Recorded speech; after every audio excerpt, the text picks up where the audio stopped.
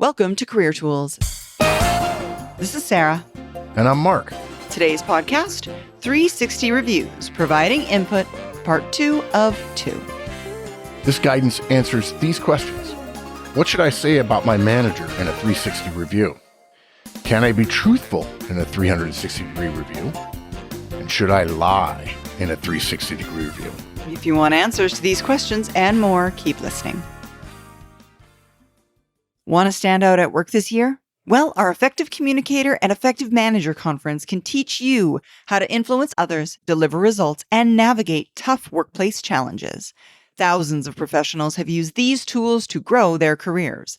See upcoming dates at manager-tools.com/training. Now, we're going to talk about avoiding negatives completely if the survey that you're completing is not regular, external, and anonymous. Now, these three words, regular, external, and anonymous, we might even call them REA as a short form abbreviation when we're doing it. These are the standards that we recommend every manager apply to their 360 process. The process that the firm is asking them to contribute, that is. And we're going to define these three criteria in a moment here and ensure that you can determine whether or not the survey you're being asked to complete meets these standards, and thus whether or not you have the ability, by our estimation, to take any risk whatsoever. But if it doesn't meet the standard, again, Horstman's Law of Career Candor tells us to stay quiet. And therefore, we recommend no rankings below average, which is the 3 on the Likert scale, neutral, the neutral. Average, yeah. Mm-hmm. In the event that we cannot verify that our survey is regular, external, and anonymous. And maybe in a more open situation, you'd give a 4 or a 2, depending on which one is good or bad. But if you can't know regular, external, and anonymous, it's better to stick with all neutrals, all 3s. Yeah. We've passed from the quantitative into the qualitative. Now we're going to talk about written comments, and our guidance is for you to especially be careful and water down your written comments. This is perhaps the biggest danger area. Why? Because we promise you, your boss will read every single negative comment and then attempt to determine who said what about him or her. Now, we know, guys, it doesn't give us any joy to do this. We know you think we're being overly cautious. Take solace in 2 things. First, we're being cautious with your career.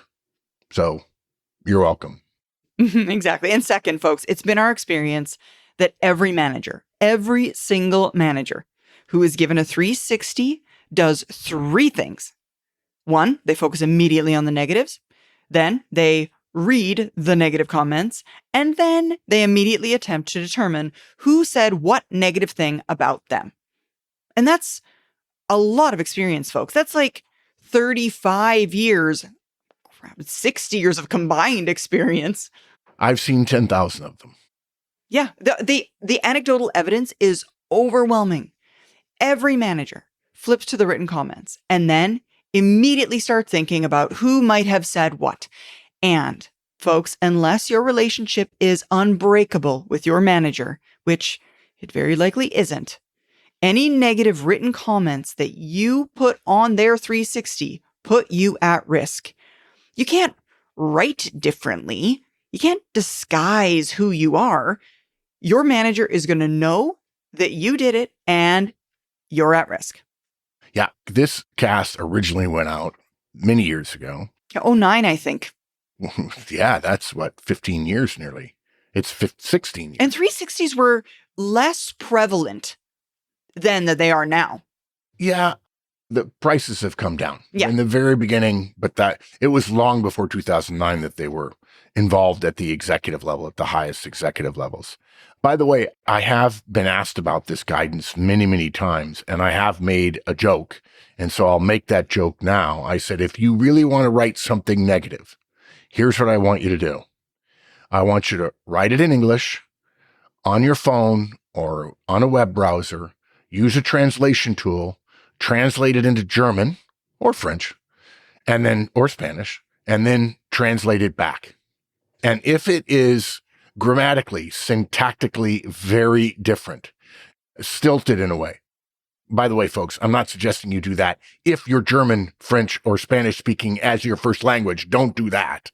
I'm talking about English as a first language, folks.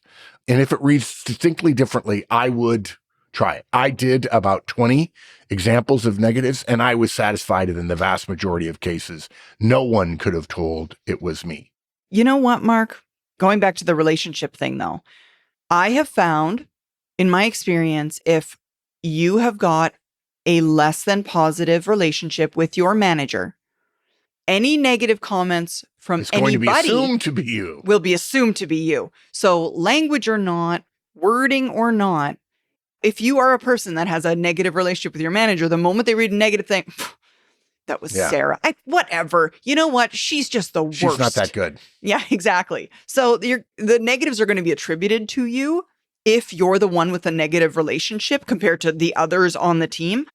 And you're more likely to give a negative score if you have a negative relationship. And so they're justified in their stupidity. Right. So plug for build a better relationship with your manager. Yeah. Anyway. Absolutely. Because you don't want other people's negative comments to be attributed to you when you didn't even write them. Yeah. Okay. Next, we want to avoid bottom rankings almost always. By the way, the majority of people who are going to be providing this input to whoever you're being asked to provide input upon are probably not listening to this guidance, and you'll understand why that's relevant here in just a sec. If the form you're using uses a standard Likert scale, 1 to 5, you've got to avoid 1s and 5s. Now, if you have a great relationship with the boss and you want to give them a 5, okay, fine. Assuming 5 is high. 5 is high, yeah. They stand out. And if you're not careful, 1s and 5s require written elaboration. You may not realize that. So if you mistakenly put a 1 and they say a comment is required for that answer, whereas on other ones it hasn't been, then you know you probably ought to change your rating. And again, you could, of course, write in nothing further or nothing to add if you wanted to. Mm-hmm. And it'll be a real test at the end to see whether or not someone's followed up on your comments. Let me give a comments. more specific example. Okay. One of the things we're going to talk about in the REA at the last part of the cast is about the issue of not just anonymity, but the appearance of anonymity. There are rules generally accepted among people who do 360s, and that relates to an external person doing the 360, about how many directs or how many people you have to ask before not just anonymity scientifically, numerically, but also the appearance of anonymity, how many directs or how many inputs at the level from peer or subordinate are necessary to protect each one of those people. So I used to give the example of a boss who has 3 good employees, 3 really good employees. And let's say he or she does one-on-ones and do skip levels maybe, and are well regarded and have an open door policy and are generally easy to get along with. They're knowledgeable about their task and they love their people and so on. And forget for a moment that there's one person who's not doing well. They may be doing average, but there are 3 really, really good people that work for them out of 4. Those 3 people give your boss a 5. Okay. And then there's one person who gives a 1. Now, of course, your boss is not going to see that. Your peer is not going to see that. But let's just do the math, okay? I think the number, by the way, is 3. If you are one of 3, you definitely don't want to even skirt with any ones at all, because nobody should be saying, if there are 3 direct reports, you'll have anonymity. It won't happen. It won't. So typically 4 is the minimum, okay? So you have 4. You got 3 5s and a 1. What does that add up to be? It adds up to be 16. And divide that by 4, and the average is now 4. Now, your boss knows he has a pretty good relationship with 3 people and a less than great relationship with 1. Your boss, I promise you, I've seen it done. I've seen people write out 5, 4, 3, 2, 1 and do the math. They know there were 3 5s and a 1. Now, you might say, no, they're going to assume it's 4 fours. No, they're not.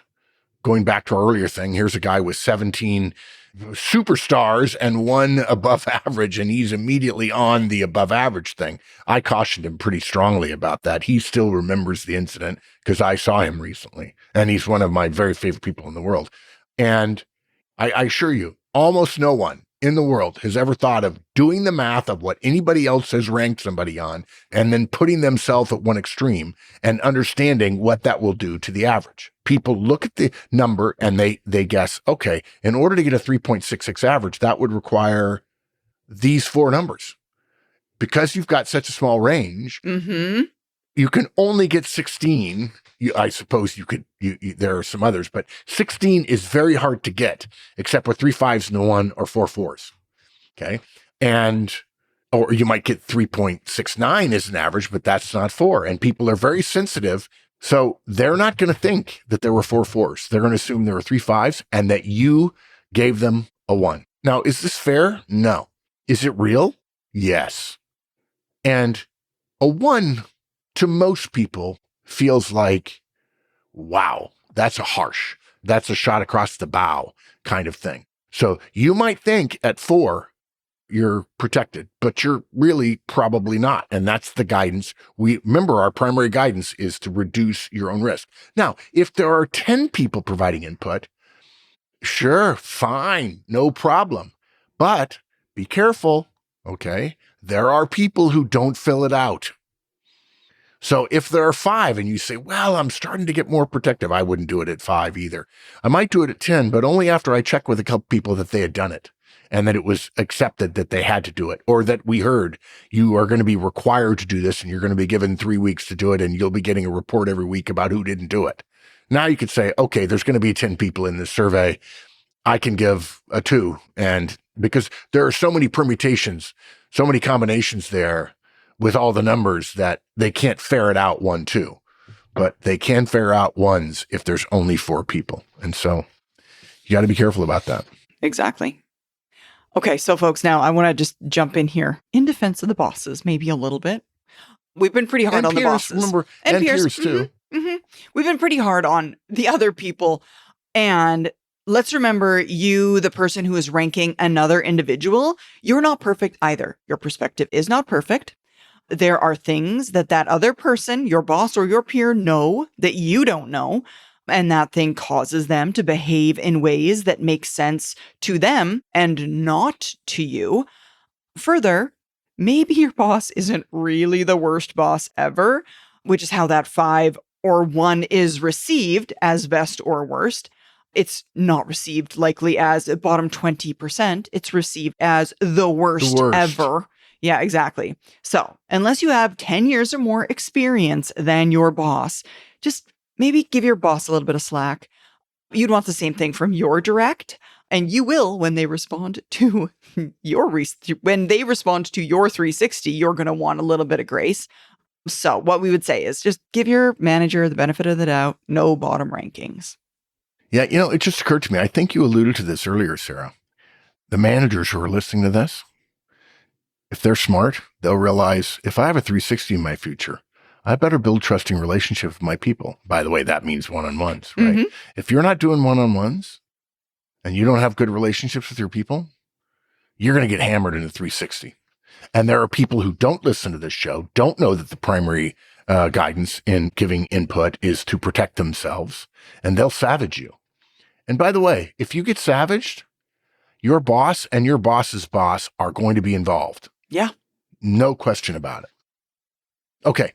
So therefore, let's remember the next piece. Consider your relationship with your boss. And hopefully it's obvious. If you have a less than great relationship with your boss, even if the 3 criteria, the REA criteria, are in effect, you'll still want to be cautious. Because he's not only going to be looking, or she's not only going to be looking at the negatives and written comments, he's going to be assuming that you wrote the negative comments. Without proof that you didn't, he'll probably decide that you did. Yeah. And is that fair? No. Of course, we have a podcast in our politics section of the Map of the Universe that says it's not a fair world, or it's not a just world, right? Everybody wants everything to be fair. Well, fair is really good in board games. In fact, a lack of fairness in a board game is bad. But if you want human beings to be fair to one another, I would ask you, don't hold your breath, because it's not going to happen. Mm-hmm. And folks, I know we've been a little cynical in this cast, generally, and we're really not meaning to sound cynical. No. We're just expressing a reasonable prediction based on plenty of observed behaviors in the past. And we've seen it enough to know it's a real risk. So better safe than sorry. Yeah. And look, guys, I mean, we don't think that people in our community go out and drink and drive all the time, but we would still tell you don't drink and drive. Okay. That's just it's a moral standard for being an effective part of society. And there's risks associated with driving all the time. And there's a lot more risk to you and worse to other people if you drink and drive. Well, there's risk to you and there's risk to other people. I mean, look, companies don't do a good job at 99% of the time truly explaining to you. You're not going to be given, many bosses won't do it. They'll just say, hey, there's a 360. And they don't know whether you've heard this guidance or not. The people that haven't heard this guidance don't know any better. And to me, that's an ethical failing on the part of organizations. Now, what they will say is, oh, no, it's totally anonymous. It really is. But we've just given you a couple of examples where the standards they apply may not be enough to make it anonymous to you. And look, one more thing about this. If you do have a great relationship with your boss and the 3 standards are in place, then okay, maybe you can mention a negative. It's okay. You can put them down for a 2 in that area. But again, we probably wouldn't write anything negative unless we did something like, in that case, great boss, you do well, you have a good relationship with them. You might get away with saying something like, Joe is one of the best bosses I've ever had, and he knows we really wish we could spend more time with him. His schedule is so busy. I'm really not exposed to my boss as much as I should be, but I understand why it's so. You know, that's like 3 or 4 caveats in there. I know. Right. And I think if a boss read that, he might say, yeah, okay, that's probably true. And they wouldn't be as vindictive as so many other bosses are. Mm-hmm. And folks, just a cautionary note here about your thinking. Well, my relationship's a little bit different, so I can probably mention a negative because of the relationship strength that exists between my boss and myself. An example, we get asked to review resumes all the time. We review them. We give detailed guidance. And in many cases, we get a clear sense from the resume and the person that submitted it that they're not very knowledgeable, essentially, about resumes. So, for example, an 11-page resume from someone that has heard our podcast on 1-page resumes. And we give them all this guidance, and then they say, yes, but I'm the exception. And they're not the exception. They're not. They're not. We all want to think that, be unique snowflakes. And we're not.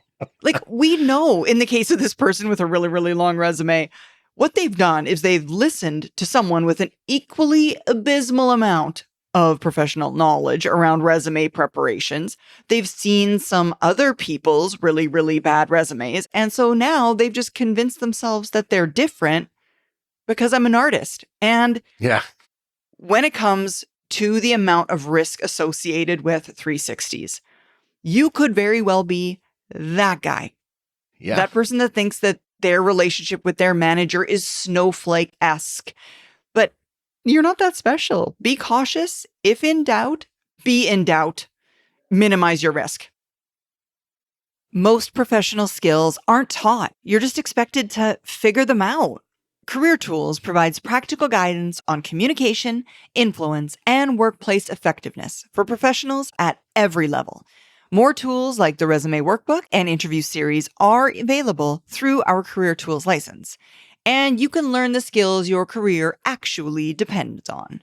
Gain access now by visiting us at manager-tools.com/career.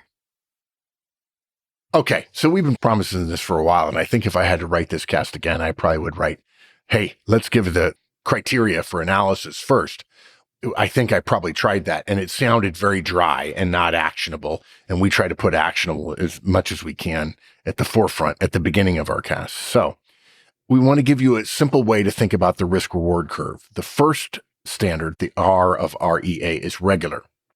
If your firm routinely, usually annually, does 360s for many, if not all managers at a certain level and above, we would characterize that as regular.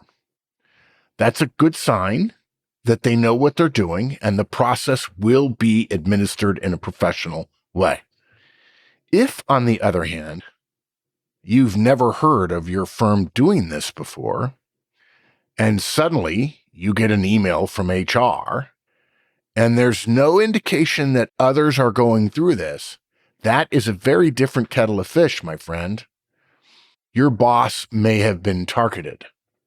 Okay? And as I've said before, sometimes politics means we have to be careful and we don't want our fingerprints on the murder weapon.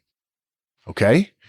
If in fact they're going after your boss or there's only 2 people being looked at, you should be particularly cautious because that is an irregular application. It may be that 2 other divisions of your company do 360s and they're working with a firm that is well regarded, like Center for Creative Leadership.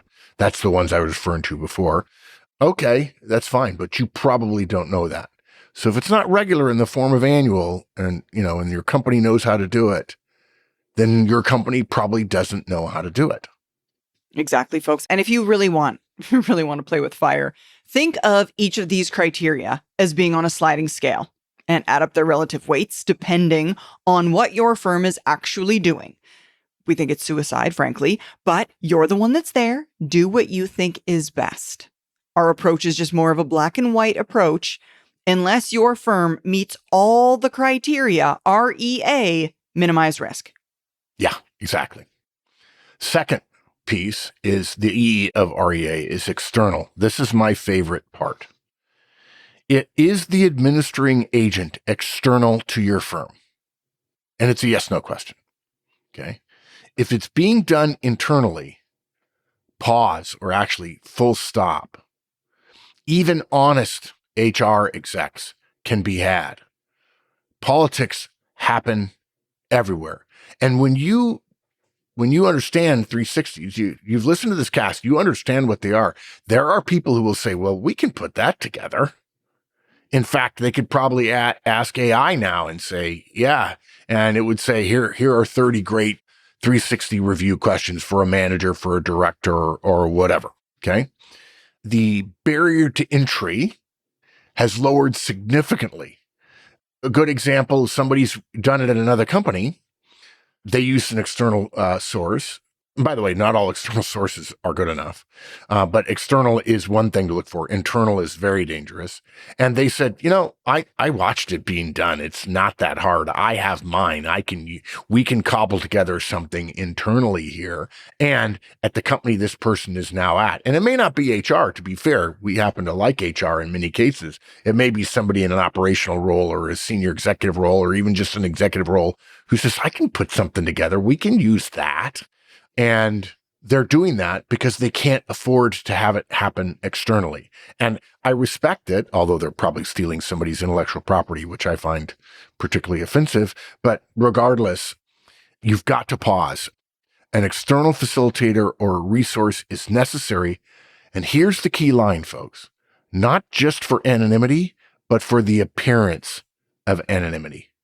Yeah, exactly. And folks, with all the technology that exists in the world, you cannot assume that just because the way that you're presented with the survey, whether that's online or technically savvy in nature, is a sign of this external organization doing it. In fact, Mark, yesterday, David Renard, one of our upcoming Executive Speaker Series speakers, he and I were talking and he asked that a couple of questions were answered by the audience before his presentation. And I'm like, sure, do you want the responses in email? And he said, you know what, I'll throw together a survey. And he created for me a survey out of, I believe, Microsoft Teams.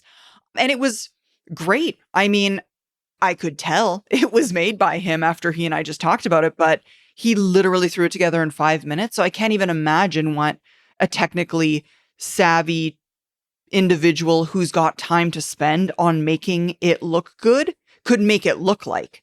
Yeah, you're right. And online, doesn't mean anything, because all it does is make it easier for some executive way up there to drill down and find negative comments and then say, I want to talk to these 3 managers. It just makes it faster. Faster, exactly. Ease of delivery and analysis. Again, folks, in order to meet this criteria of external, it must be delivered by a third party, external from the organization altogether. Yeah. And if you don't get briefed well, if you're not sure the external party, I mean, you could do an online search and find out. If they seem small, if they're not nationally known, if you haven't heard their name before, those are all yellow flags. Okay. Last of the criteria is anonymity. Okay. Again, there has to not only be the guarantee of anonymity, which of course involving humans is very hard to guarantee, but you also have the perception of anonymity as well. What does that mean? Well, a lot of 360 firms will say, if you're one of 4 directs, most external firms are going to say 4 answers are enough to aggregate responses and assure respondents of anonymity. Yeah, exactly. And we talked about this earlier. That's not true. We know that that's not true. It's much, much different to be one of 4 directs than it is to be one of 10 or 16 directs. If you think about it this way, one of the 4 directs, or of the 4 directs, one is a superstar. That superstar is never going to have anything bad to say about the boss. The other 3 are now fair game for the manager's post-report analysis to determine who made that written comment. And if your boss assumes that she got a 5 from her top performer, I mean, why wouldn't you? Do the math. There's only a certain amount of averages that are even possible from 4 respondents if the assumption of one of them being 5 is accurate. Yeah, same exact situation we mentioned before. Folks, it's not enough to be told your comments will be anonymous. You must do the math. And what's more, you must make a judgment call about the veracity of the person who's talking, who's telling you that. Do not provide negative comments unless there is at least 6 directs of your boss. And again, making the point we made earlier again, that all 6 will be required to respond to the survey. And to be honest, though, I know this from having talked to people at Center for Creative Leadership. If 6 people are asked, but only 2 people respond, because I think in Center for Creative Leadership, it's not a requirement to respond.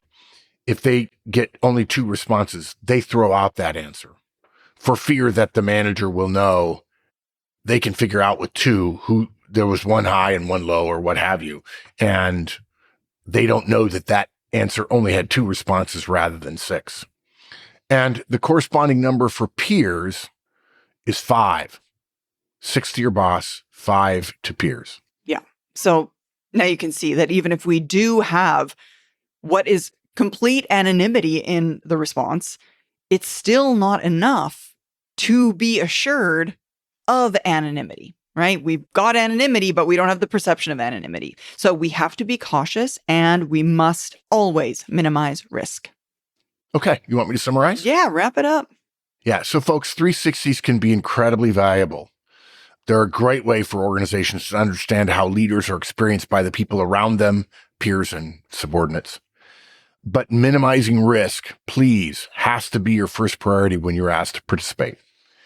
That means being cautious, especially so, avoiding critical feedback altogether when the process isn't regular, external, and anonymous, and 2 parts to anonymous and perception of anonymity. And please take extra care with written comments that are negative. Avoid bottom rankings whenever possible. Be thoughtful about how your feedback may affect your relationship with your boss. We didn't say this, but hopefully we know. Always anchor your responses in what you've directly observed yourself. If you handle your input with this level of care, 360 feedback can live up to its reputation and support growth without creating unintended consequences for you. For you, exactly. And that's the one that matters. Yep. Wonderful. Thank you, Mark. Thank you, Sarah. A lot of fun. Glad to share this. Thank you so much for joining us, folks. We hope this helped you. Now, help us help others and tell all your friends. And of course, follow, rate, and review our podcast. And remember, 5 stars only, please.